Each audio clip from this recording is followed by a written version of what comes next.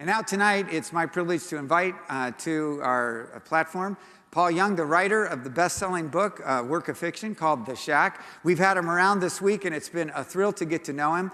And you can see, he is a kind and wonderful person, and he's full of grace. And when you read the book, it's a fictional book, and the main character has these conversations with the God characters in the book. And I find myself, when I was reading it, going, some of them inspired me, some of them made me laugh, some of them made me cry. But most of all, what I found myself thinking is, I just hope that they're real. I know they're not real because they're fiction, but I wanted them to be real. And I told him that. He's captured in such a wonderful way. And we are talking about God is good. And here's a man who understands it. Will you join me in welcoming Paul Young?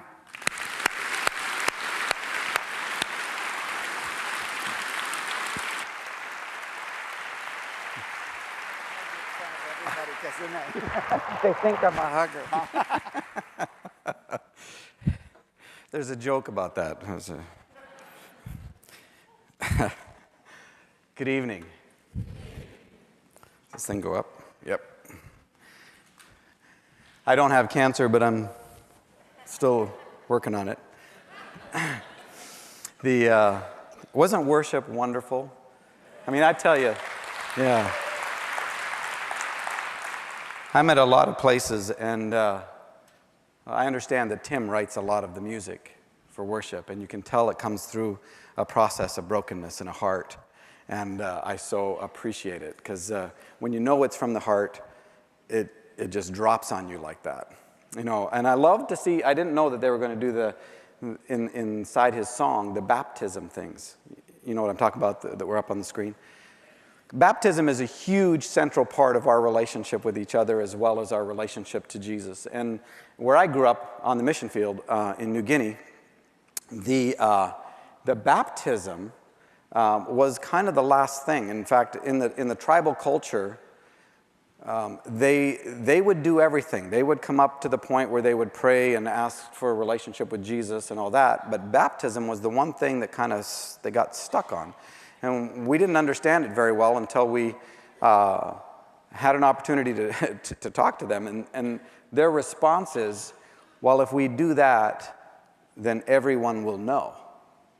And they didn't mean just human beings, because they're a spirit-worshiping culture. They meant all the spiritual dimension would know too. And so that was a huge step for them, And so a lot of times in this culture, baptism, and I don't know how it's done here, but in a lot of places it's kind of, the next step of obedience. But it's really a lot more than that. It's almost like the end of the birthing process, Yes, the life has been conceived. Yes, the life is growing, but at some point it needs to come out to the world. And that's what happens a lot of times in baptism. That's the expression. That it's a witness to the world, seen and unseen. And I would highly encourage you to finish the birthing process if you haven't already. Okay, that's just a thought that I was thinking about. Also, it reminded me there was a church in Winnipeg, and new church, and so they decided to have a baptismal service to inaugurate the new church, and so they had all the dignitaries. In fact, it was now the biggest church in the city, and as far as structure and building. So they had the mayor there, and they had a semicircle sitting up on the platform. And during the opening prayer, one of the dignitaries in the very center part leaned his chair back and flipped over into the tank. True story. And it started such a laughter in that group. This was way before the laughing stuff over in, other. And I tell you, they quit. I mean, they just said, we're going to do this next week. We just can't. They did. They postponed it for a week. And let's bring up the passage. And I'm going to read this to you. I needed a jump-off point, which I'm kind of a loose cannon, My wife's in town, so that keeps me a little bit more intact. But it goes like this. If in this you greatly rejoice, even though now for a while, if necessary, you have been distressed by various trials, so that the proof of your faith, being more precious than gold which is perishable, even though tested by fire, may be found to result in praise and glory and honor at the revelation of Jesus Christ. And though you have not seen him, you love him.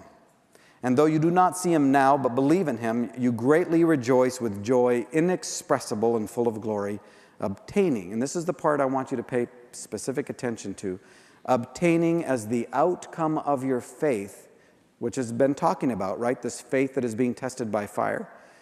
Obtaining as the outcome of your faith the salvation, which is the word that means the healing or the coming to wholeness of your souls, which is kind of a surprise. Because a lot of us, the issue is, we think that when Jesus comes and saves us and drops us into new birth, that all the shack stuff, that you see kind of in pictorial form back here, all of that stuff, the inside house that we have built since we were kids and people have helped us build it, all of that kind of gets taken away. But it doesn't. And we live inside ourselves. This house that we live in is body and soul. And what Jesus has come by the power of the Holy Spirit and the presence of God is to make us alive in the Spirit. And we become alive on the inside. And there is a process that we have entered into in which the soul is going to be transformed. Now, I'm sure a lot of you are familiar with Romans chapter 12. It says, don't be conformed to this world, but be transformed by the renewal of your mind. Mind is part of the soul. Emotions are part of the soul. The soul is in a process of transformation. It is what makes you unique and different and wonderful, but it's gotten bent and damaged and hurt by experience, by the world, by your parents, by what people have done to you, by things that you've then chosen in order to run away or to get control. And all of those things affect the soul. And now we are in a process. The outcome of your faith is aimed at the healing of your soul. And part of this transformation of the mind involves your relationship with God and how you see God. And a lot of us have been very damaged in terms of how we then project on God the images of human beings that we have been associated with or in relationship with. And for a lot of us, for myself included, that would include my father, my dad. Because my father brought a lot of baggage into his relationship with me. And what happens a lot of times when you carry baggage like that, it tends to drop on the weakest. And it's because they can't fight back, they can't get in your face. And for children, their parents represent the very character and nature of God in many different respects. They seem to be omniscient. They seem to know everything that you do. They seem to be all-powerful, and all the elements that we talk about God's character, they seem to be to us as children. So how easy it is then at some point to shift all of that onto God. And so part of the question then becomes, who is God really? Who is God really? And then the second part of that question is, who are you really to God? It makes a huge difference, those two questions. I have a friend, his name's Ron, and Ron became my friend because of the book. That is, as of this February, I was still, before that I was working in a little manufacturer's rep office.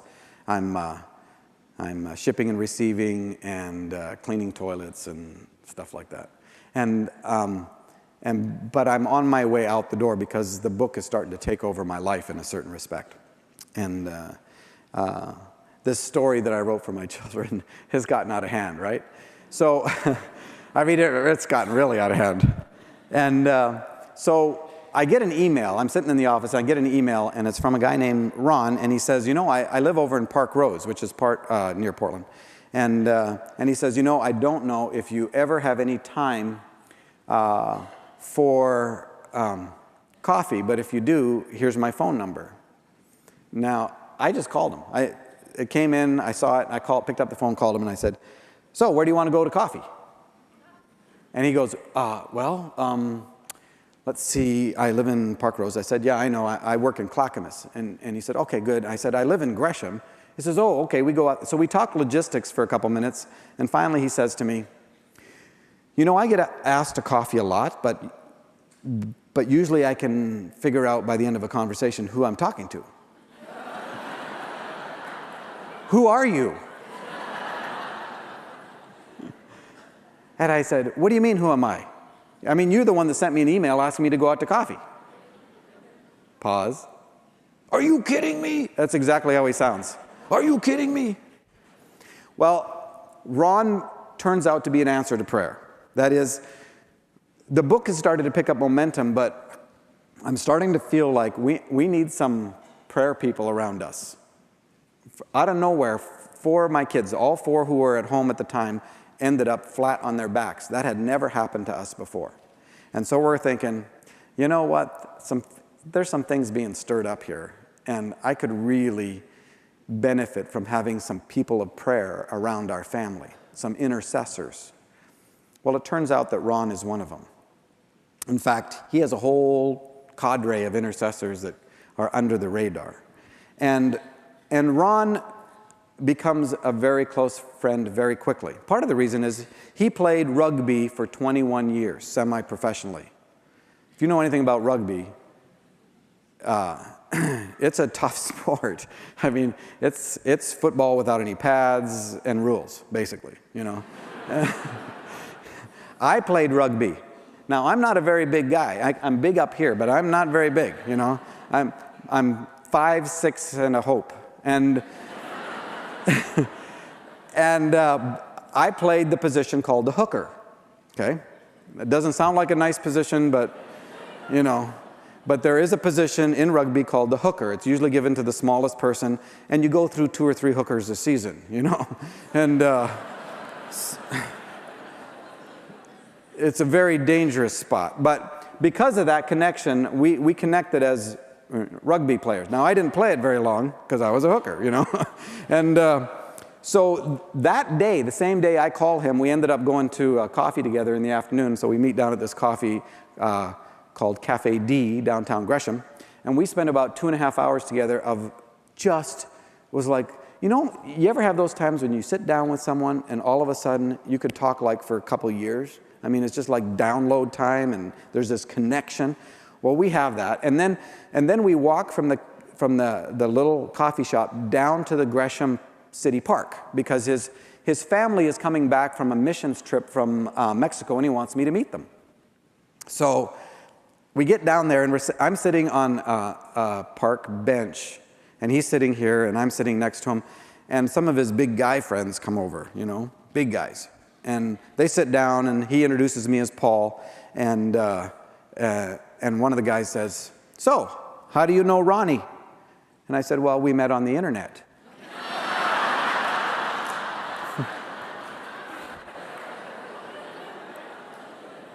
Ever since then, I've been Ronnie's Canadian hooker he met on the internet.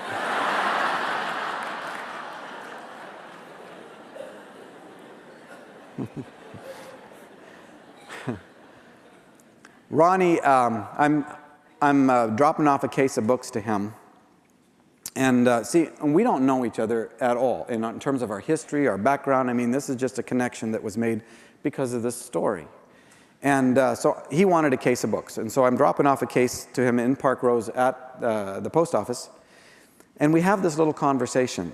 And he asked me, he says, Paul, why did you use the imagery that you did for Papa in the book? Why? He says, I'm just curious. And I said, well, there's a few different reasons. One is, I wrote this story for my kids, and I don't want my kids to believe that God is Gandalf with an attitude, you know? Zeus, who is ready to, send the lightning bolts, you know? If you just do something, I don't want my kids to think of God that way. God's not male or female. God's spirit. And so I wanted them to be outside of that box. Also, my background is growing up in another culture. That reminds me. I can almost always count on somebody's cell phone going off. It's great. See, I go to Kim, my wife. Her family is Minnesota, North Dakota, salt of the earth, no shades of gray in the universe. You know, you understand? They're genetically equipped to all talk loudly at the same time and understand each other. Okay. I come from a very quiet, religious family. We hide everything, lie about most things. You know. We have to have an order of service when we get together. Bulletins included if you can swing it. Clash of two worlds, let me tell you. So I'm at a wedding we used to live in a town called Boring, Oregon. It's true. You know, they used to have the Boring Baptist Church there, and it was the home of the Boring Burger. But they don't make them anymore. Nobody wanted one. You know, would you like a Boring Burger? I don't think so. You know, and so we're in a church there, and it was kind of a very traditional wedding. It's one of those where they have this moment where they go, if there's anyone here, you know, most of the time you don't hear this anymore, but if there's anyone here that knows any reason why these two shouldn't, you know, have sex legally, speak now or forever hold your peace, right? That's what they say. And then there's this awkward silence. And everybody's going, just come on, get on with it, you know? Because that's the last time, you wouldn't want anybody to say anything. But my phone, we don't know how this happened. My phone not only went off, it went right to speaker. And Lynette, who is Kim's sister, says in her very quiet voice, "Hey, Paul, are you still in that silly wedding or what?" So I don't care when cell phones go off. It doesn't bother me a bit. So Ronnie's asking me about, why did you pick this, right? So I'm telling him that partly I grew up in another culture, you know. I grew up overseas. In fact, I didn't know I was white till I went to boarding school, you know. And it was a big disappointment, you know. It's still a pretty big disappointment. But it does explain a few things, you know. I still can't dance. My kids tell me that all the time. And but my background, and I said, you know, there is a woman. In fact, there have been a number of African-American women, and they tended to be large African-American women. And they tended to be older. A lot of them were grandma types. But I tell you, those women express a genuineness of love and enjoyment of life and in-your-face honesty and this whole gamut of realities that are so easy for me to say that's a representation of the character and nature of God. And that became very important to me. And I'm telling Ronnie, and I'm going, you know, there is this woman that I kind of modeled the persona after. Her name's Renee. And Renee and I were on staff at a very large church in Gresham, Oregon for a time. I was with the college pastor, and she was the worship leader. And Renee is beautiful and wonderful, and in fact, recently she's in a care facility in Portland. And I was with her a couple months ago, and she says, "Paul, how come you and I were always friends?" And I said, "Well, that's easy. We were the only two black people in that white church." And she says, "You're right," you know. And so I'm explaining this to Ronnie, and he starts to weep. And I'm going, what's going on? He starts to weep, I start to weep, you know. I'm just kind of that way anymore. You know, there was this huge amount of history in my life where I never cried. I mean, the majority of my life, I never cried. Because I learned you just didn't do that, you know. My dad hit way too hard, and at some point you learn to drop into a zero place where you feel nothing. And my shack's built in part out of that kind of stuff and sexual abuse and stuff that happened both inside the tribe and also at boarding school and things like that. And so, you know, over the years and in the process of the salvation of my soul from that Peter passage, there's been a tenderizing in my heart, and I don't even know how he's done it. I don't understand. But God's only one big enough to unwind all of those things in the right order and in the right way to begin to set us free. And a lot of times we say, well, that's just the way I am. I'm sorry. It's not true. That's the way you see yourself. That's the way you've been told you are. That's the way you think of yourself. It is not the way you were intended to be. He's come to set us free. And that's part of this salvation of the soul thing, where the emotions are healed, and the thinking is healed, and the way you look at people is transformed, and the way you touch people is transformed. And at some point, you can begin to trust your emotions, because when you feel it, you are feeling the heart of God. God's an emotional being. Where do we think emotions came from? Where do we think laughter came from? We think Satan made it up, kind of dumped it on us after the fall and said, here, use sarcasm,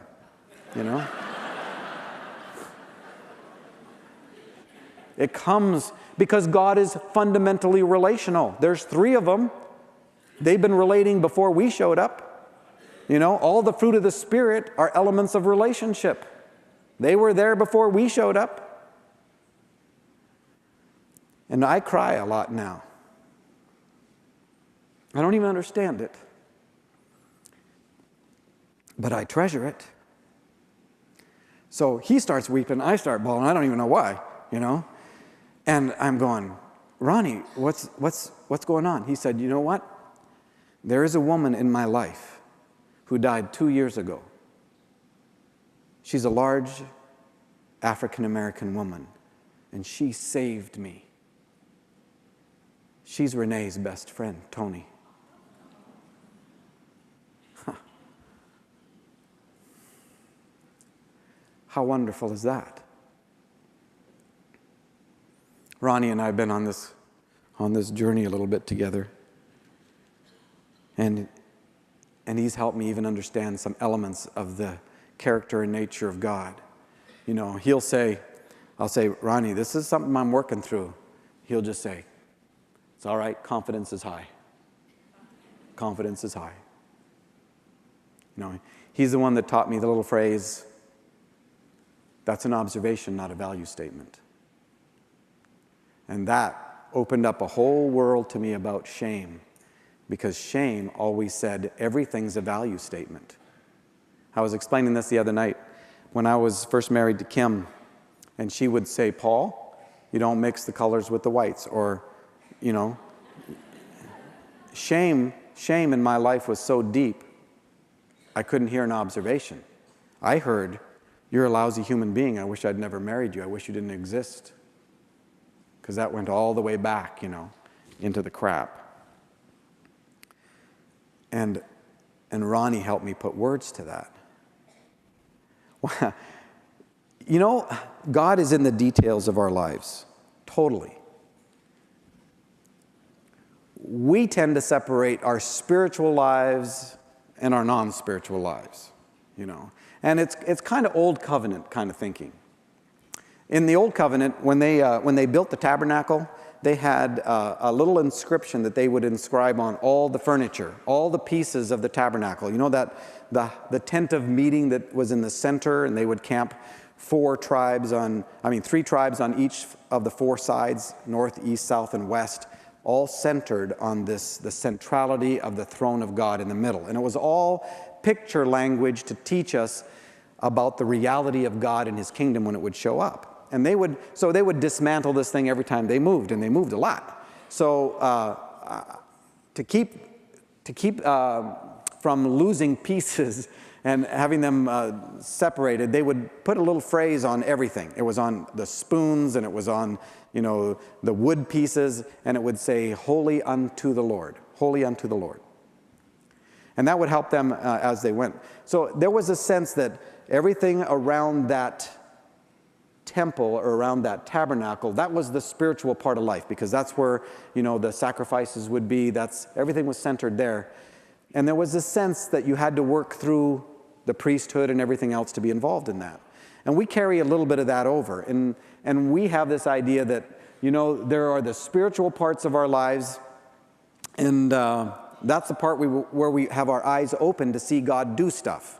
So we pray and we look to see God do stuff. We go to service, be a part of a community of faith like this, and we look to see God do stuff there. But then we kind of got this whole other part where we don't look to see God do stuff. It's kind of like, well, this is the part where I'm trying to drag that over into this part, but it's the rest of my life. It's the stuff that is not the spiritual stuff. It's the work stuff. It's the feeding the baby. It's the changing the diapers. It's all of that. And the prophets, and here's one of the beautiful things. The prophets, they got glimpses because they're the artists and the musicians and, they're kind of the fringe people. They're kind of the wackos, right? And so, read Ezekiel. He's nuts. And but the prophets, they get to see stuff and they're trying to communicate it to everybody else. And they have this vision of the New Jerusalem, of this new city that God is going to build when the Messiah comes. And by the way, that's like now, all right? The New Jerusalem is not some future thing. It's Revelation says this. And an angel said, "Come here, I want to show you the wife, the bride of the Lamb." Do we know who that is? Anybody? The church, right. See, so I'm going to show you the wife, the bride of the Lamb. And he took me to a high mountain and showed me the New Jerusalem coming down out of heaven from God. Let's see. Showing me the wife, the bride of the Lamb, and he shows me the New Jerusalem. Oh, okay. The wife, the bride of the Lamb, the church, is the New Jerusalem. And to make it really clear, Hebrews chapter 12 says this: you've already come to the heavenly city, the New Jerusalem. Okay? Past tense. Okay? So whatever that is, it's a picture of something that we're involved in already. All right? Now, the prophets are saying, this is going to come when the Messiah comes, and the prophets are going, look, when that happens, something really special is going to happen. Everywhere in that city, no matter you're working, you're playing, there is no division between the spiritual stuff and the non-spiritual stuff, because everything will be inscribed holy unto the Lord. Everything. And it describes some of the stuff. It says, on the bridles of the horses, on the pots you pee in. It's there, okay?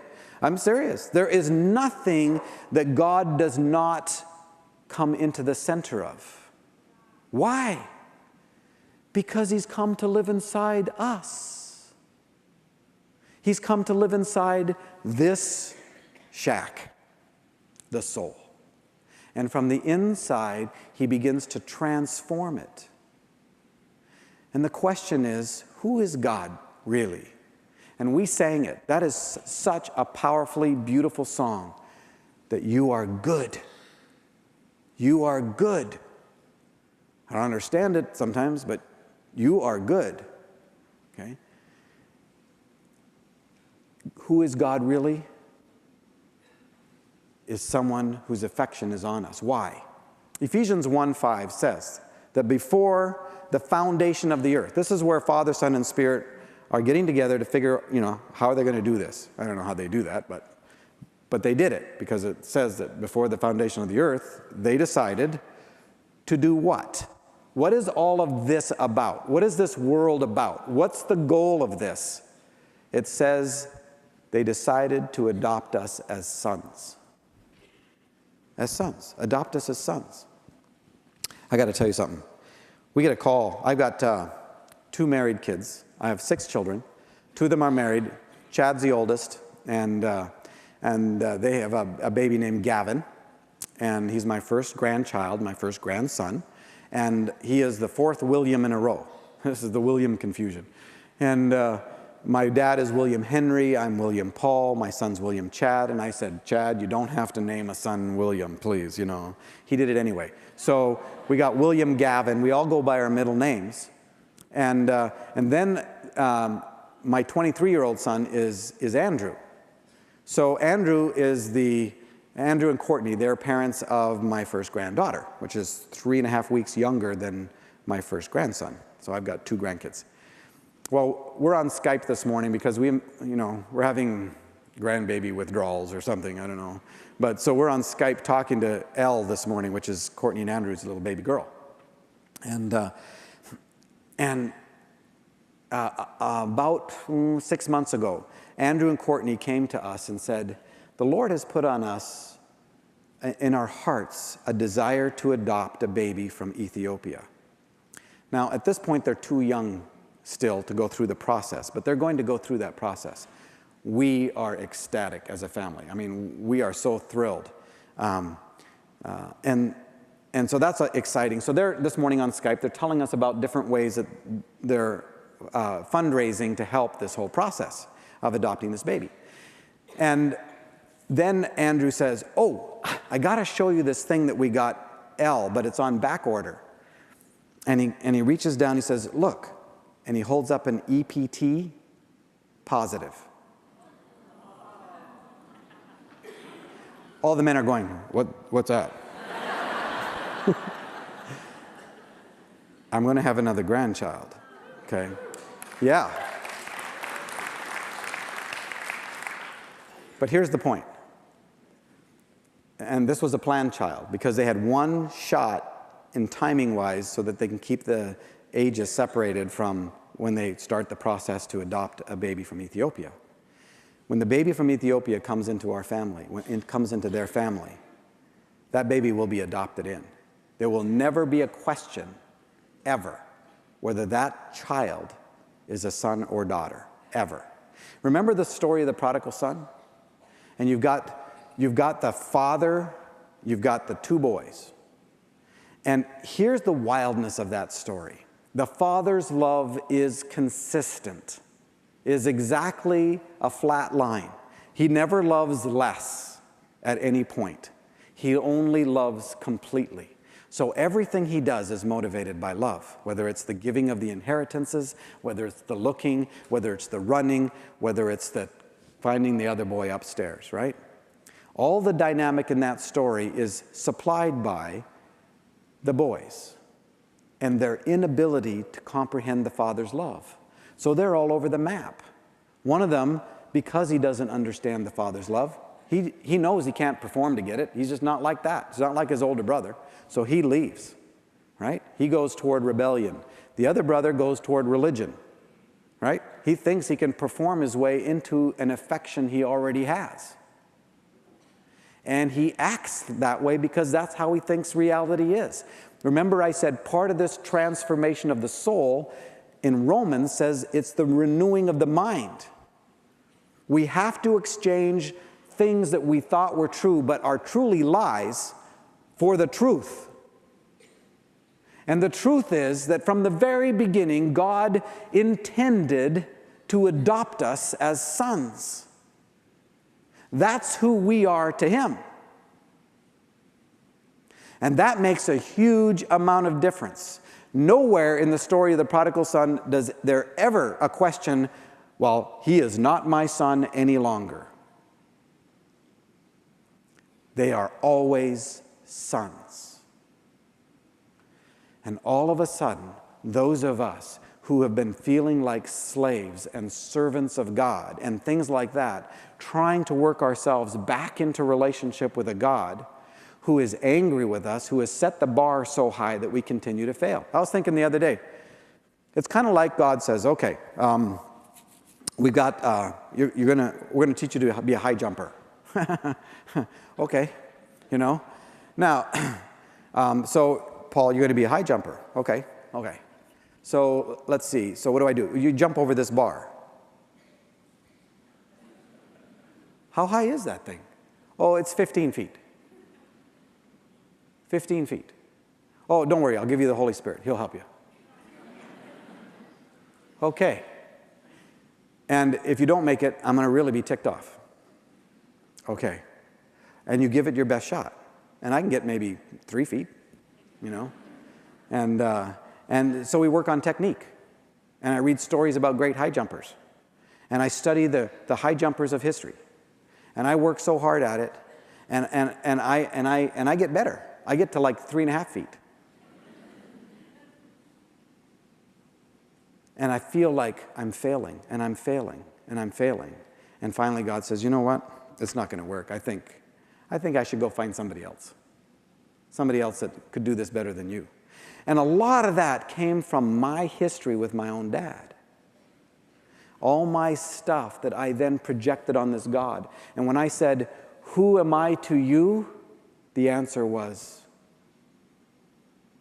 an afterthought, maybe. Somebody who slips in the back, just barely makes it in, if he does at all.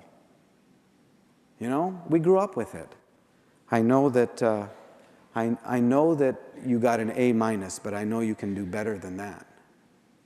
I know your offense was pretty good, but your defense was atrocious. I mean, how many times do we hear the words that say, "You just aren't good enough a performer"? And we translate it in our hearts and say, "You know what? I'm not a son. I'm not a son." And we live not being a son. And we say, "Yeah, he's good, I'm not." God is good. His affection is set on us. We are adopted as sons.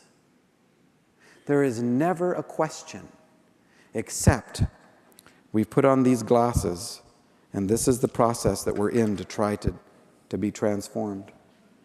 Okay? And we're having a problem seeing things clearly. And over the process of the salvation of our souls, he begins to exchange this. Somebody gave me this for these. Okay? He loves us. He loves us.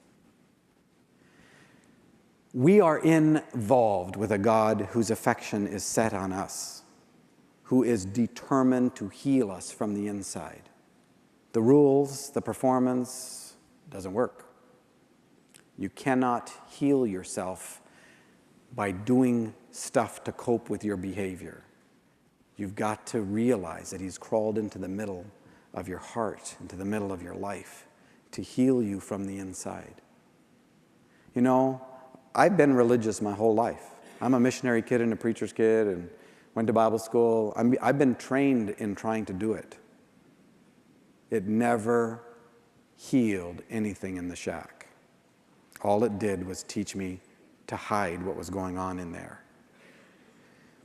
Only the fact that love has crawled inside my life, and from the inside, God and I and friends and community of faith and people in my life who are willing to stand close enough to the heat when all my stuff came to the surface. Only that process has brought healing to me. My shack is 11 years, right? I'm in the shack 11 years to deal with my stuff. And I come out, one of the things Tim was talking about, which was the sense of joy in the present. We get grace for one day. We tend to push everything into the future. And it scares us because when in our imaginations of all of those things that could happen, might happen, probably will happen in that fear-based imagination, we don't see God anywhere. It's because he's not there, frankly. We've created a vain and empty imagination. And God doesn't live in anything that's not real. And he's saying, stay with me, abide with me. I'm in you. You're real. Stay with me. I give you enough grace. Your mercies are new every morning. I give you enough for one day. Don't know if it's a Jewish thing. Don't know if you get it at 6 the night before and it goes till 6. I don't know. Maybe it's at midnight. Maybe it's when you wake up. Not sure. I only know you get it for one day. How many hours are left in the day? Do what's in front of you. One day. That's the grace you're given. Don't project that what you're in and the situation you're in is going to be forever. Because it's not. And a God whose affection is set on you, not based on your performance, but on who you are. And who are you to him? A son. A son. And the love with which he loves Jesus is the same love with which he loves you. When he looks at you, the affection is the same, and he knows everything there is to know about you. And Jesus, who's your older brother, knows everything there is to know about you and is not ashamed to call you his brother. Amen? Let's pray. We got one song, and then we'll close it off.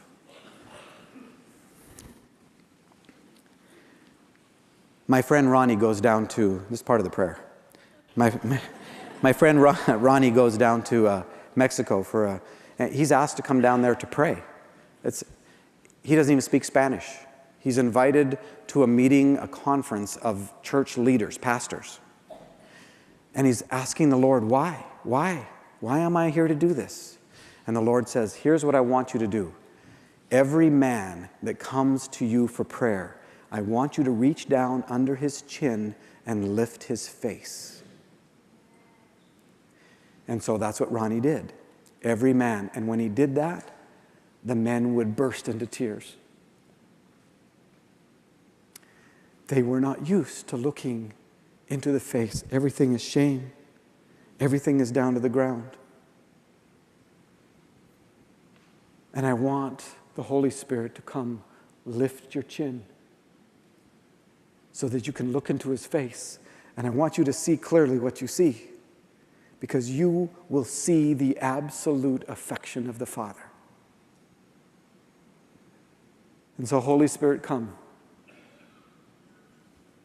to our inside heart, to our souls, and lift our faces.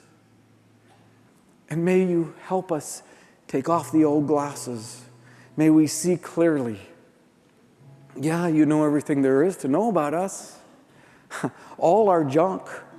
You know, this is just the way that I am. But your plans weren't dependent on how good I was at doing this. There is no plan B. And you knew that tonight I would be in this place, in the state of the soul that I am, and that I need your love to heal me. It's your kindness that changes everything. So touch us on the inside. Open our eyes. Let us see you and see your affection that is not dependent on our damage and our hurt and our lostness, but on who we are. You've declared us to be your sons.